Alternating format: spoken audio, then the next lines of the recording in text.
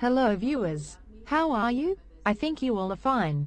Now I inform you about mesothelioma versus lung cancer. So let's go. Mesothelioma and lung cancer. Exposure to asbestos generally causes two major types of cancer: mesothelioma and lung cancer. Both cancers affect the lungs and chest by causing pain and reducing lung function. Death rates for mesothelioma and lung cancer tend to correlate with each other. The 5 states with the most mesothelioma deaths also have the most lung cancer deaths. Each disease can take decades to develop, yet only months to spread to distant organs. And they have similar diagnostic procedures and treatment techniques. In addition, lung cancer and mesothelioma have overlapping symptoms. They both commonly cause chest pain, coughing, difficulty breathing, fatigue and weight loss. If a patient has these symptoms along with a history of asbestos exposure and/or a history of smoking, doctors should immediately suspect lung cancer or mesothelioma. But despite having a number of similarities, these cancers differ in physical characteristics and non-asbestos risk factors. Differences in development between the two cancers. While mesothelioma and lung cancer can develop after exposure to asbestos, each occurs in different areas of the body. Lung cancer develops in the lung itself, while mesothelioma usually develops in the lining of the lung. Mesothelioma can also develop in the lining of the abdomen, heart or testicles. The two cancers grow differently. Lung cancer tends to grow in individual masses with defined boundaries. Mesothelioma starts as tiny tumor nodules that scatter the mesothelial lining, and eventually grow together to form a sheath-like tumor around the organ. Mesothelioma is almost exclusively the result of asbestos exposure, while the majority of lung cancer cases are attributed to causes like tobacco use and environmental exposures to radon gas and secondhand smoke. And while smoking does not influence risk of mesothelioma, it greatly increases an individual's risk of developing lung cancer. Those with the highest risk of lung cancer are smokers with a history of asbestos exposure. By themselves, each risk factor damages lung tissue and makes it more susceptible to diseases. So when smoking and asbestos are combined, an individual's lung cancer risk increases at least 50-fold. Facts about mesothelioma. 1. 80% of mesothelioma cases are the result of asbestos exposure. 2. This cancer typically takes 20 to 50 years to develop after initial exposure to asbestos. Facts about lung cancer. 1. 80% of all lung cancer deaths are attributed to tobacco use. 2. 12% of lung cancer deaths are radon-related. 3. Lung cancer has a shorter latency period and may appear 10 to 30 years after first exposure to a carcinogen like asbestos or cigarette smoke. Diagnosing mesothelioma and lung cancer. To diagnose either type of cancer, a doctor may perform an X-ray, a bronchoscopy or a biopsy. During a bronchoscopy, the doctor inserts a tube down the throat and into the airways of the lung to detect abnormalities, such as visible tumor growth. If the doctor finds a regular growth, he or she may collect a cell sample and test it for cancer. In a biopsy, the doctor removes a small portion of suspicious tissue and tests it for cancer growth. The doctor may be able to perform this procedure using only a needle and no incision. To collect a larger sample, however, he or she may need to perform a minor biopsy surgery. Another test is performed only when doctors suspect a patient has lung cancer. In this test, called sputum cytology, the doctor collects and tests a sample of thick phlegm that the patient coughed up from the lungs. This test may reveal abnormalities like blood or cancerous cells in the phlegm. Treating these cancers. For mesothelioma and lung cancer, treatment options largely depend on how much the cancer has spread. Most treatment plans include some combination of surgery, radiation therapy and/or chemotherapy. If the cancer is localized to the lung area, surgery may be able to remove all or most of the tumor growth. But surgeries vary by specific type of cancer. Examples. 1. To treat pleural mesothelioma, a surgeon may remove the lining of the lung, the affected portion of the lung or the entire cancerous lung. 2. Typical lung cancer surgeries include removing a small portion of the lung, a lobe of the lung or the entire lung. For both types of cancer, chemotherapy and radiation therapy are also considered standard courses of treatment. If the mesothelioma or lung cancer is localized, either treatment can be used to shrink tumor growth and potentially kill all tumor cells. When used in this potentially curative way, Chemotherapy and radiation therapy are typically combined with surgery. These treatments can still be used if the cancer has spread beyond its original location. In these cases, treatments are palliative and aim to reduce symptoms. Experimental therapies are being tested through clinical trials for both cancers. Some of these innovative therapies include immunotherapy, gene therapy, photodynamic therapy, and serotherapy.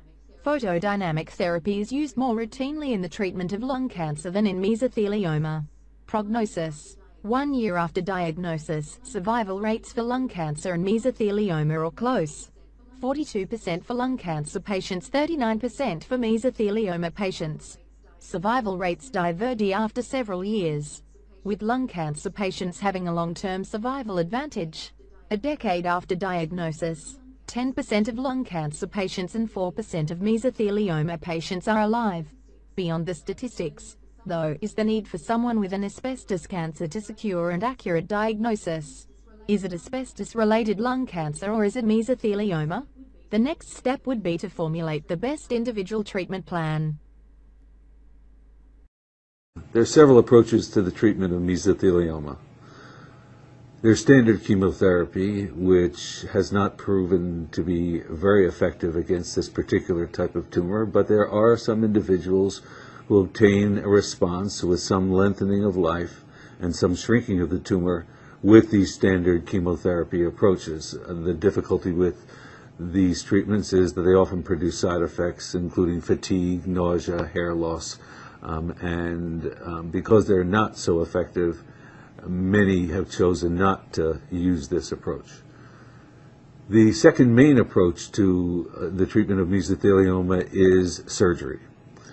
There have been surgical approaches that have involved removing not only the lung, but the lining of the lung, the lining of the rib cage, the diaphragm. This is extensive surgery. But in the hands of an experienced surgeon, such as can be found at Harvard's surgical program and at the Sloan Kettering Memorial Cancer Center, there have been reports of individuals who have lived over 5 years after surgery. This is a significant finding, and although most people have not gone through the surgical procedure with resulting cure, certainly there have been some cures of the disease. More recently, there's been a new chemotherapy approach, and that is known as Alimta. It's a combination chemotherapy approach, and most importantly, individuals who have been treated with this combination of drugs have experienced a real decrease in their symptoms, whether the symptoms are fatigue, shortness of breath, chest pain, and that's very important to the quality of life that people have remaining to them once people are diagnosed with mesothelioma. There also is evidence that survival for at least a few months, longer than would occur without treatment, has been observed in people who are on this course of therapy. And when the average length of life after diagnosis is only 13 months, extension of life by even 3 months, especially if those 3 months are relatively symptom-free or with reduced symptoms, that's a significant development.